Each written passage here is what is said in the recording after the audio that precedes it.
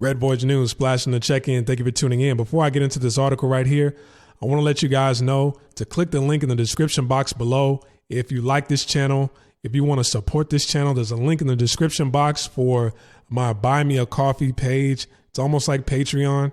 So you don't have to become a member in order to donate to the channel. All right. All you got to do is just click the link to the Buy Me a Coffee page in the description box.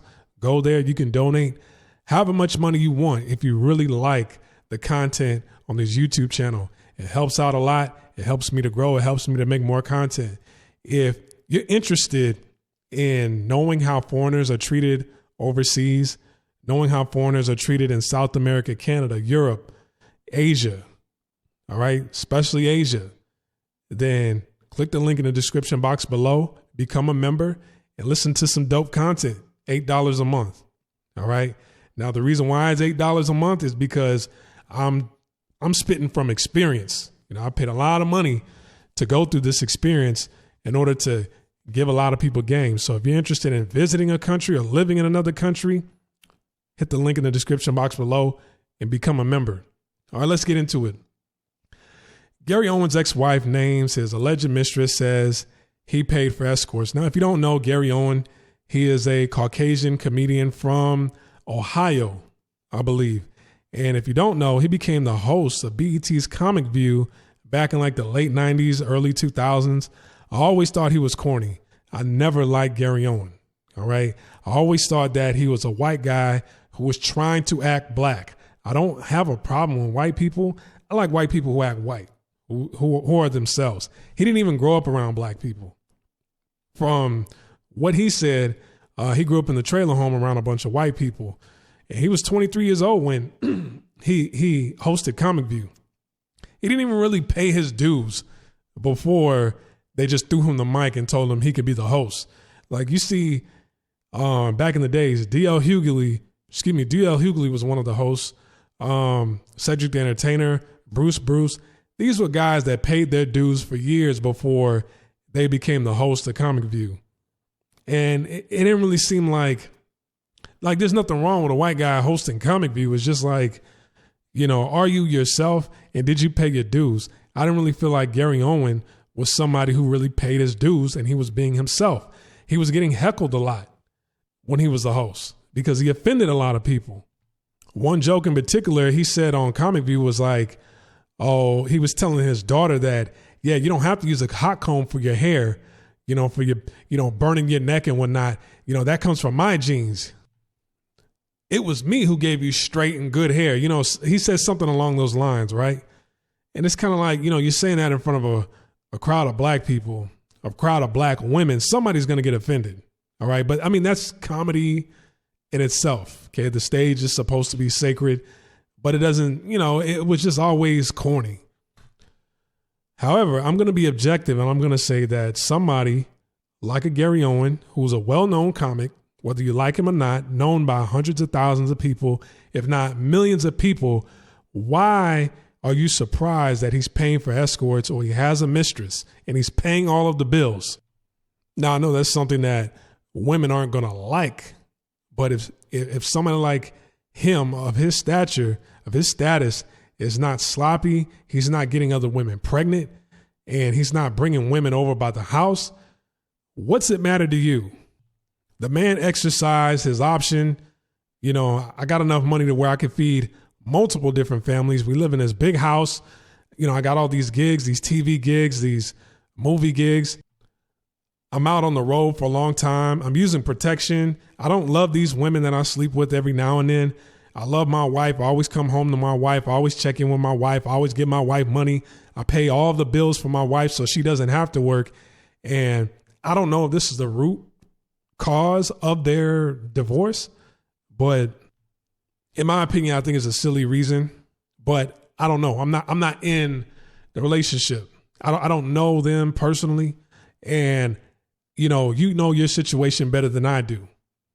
All right. Now, you know, his wife is almost like she wants everybody to sympathize with her. And really, I don't, because first of all, for somebody to marry somebody like a Gary Owen who's not white, who's black, and to co-sign his behavior for that long, for that many years, I look at you funny style. I look at you sideways. See, it was cool. You was perfectly fine with people feeling however they wanted to feel when he said the joke about, the hairdo. You don't have to use a hot comb. It's my genes that gives you that straight good hair. You was perfectly fine with however people felt about that joke. You was perfectly fine with that one skit where he said, well, I'm not black. I can't use the N-word, but I got my wife here. And every time he was about to say the N-word, he paused and his wife said the N-word.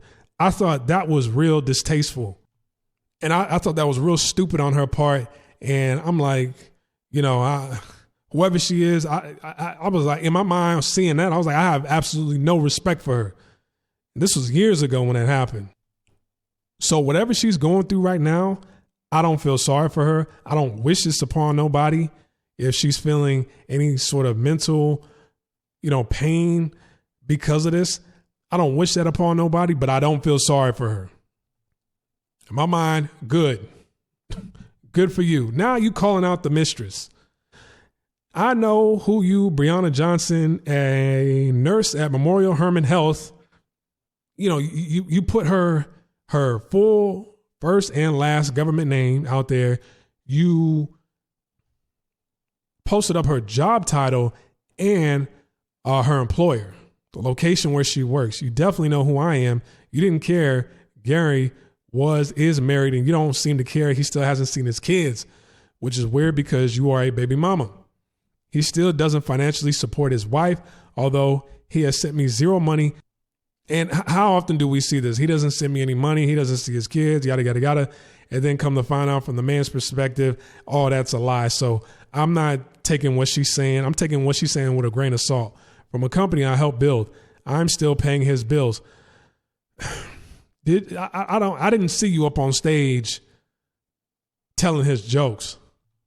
I seen you co-signing his fuckery, but I didn't see you up on stage holding the mic for him while he was telling his jokes. I didn't see you buying out these venues or his stage time for him to tell those jokes. But let's continue. Did you enjoy the Bahamas and Florida, spending our family money? You can have him, but the money? No. Lawyer up. You have now become a big part of this divorce. Excuse me.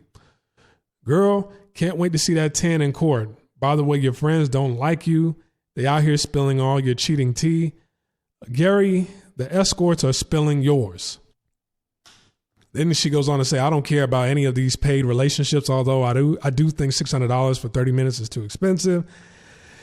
And you were tripping if I tried to order a $12 side dishes when we ate out. Wow. Whatever. And look here, man. I've been black a very long time.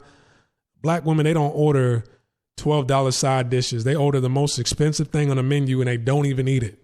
So yeah, that's why I get pissed off, because you don't eat it. You just do it because it's like, okay, I want to see if he's going to drop, some money on me. I want to see if he's just going to be frivolous with his money with me. And then I'm going to show my level of disrespect and contempt for him by not actually eating it. Black women do that all the time. That's why I don't even go out on dates. It looks tacky if you get a box to go, and then it looks tacky if you eat the rest of their meal. It's like, I don't want to let this go to waste. It makes you look cheap and tacky, and women, they see that shit, and it's not even worth it at the end of the day. So I'm taking what she's saying with a grain of salt, okay? Kenya Duke is her name. I don't believe that he doesn't support you. I think he supported you for a very long time. I think you're just upset, and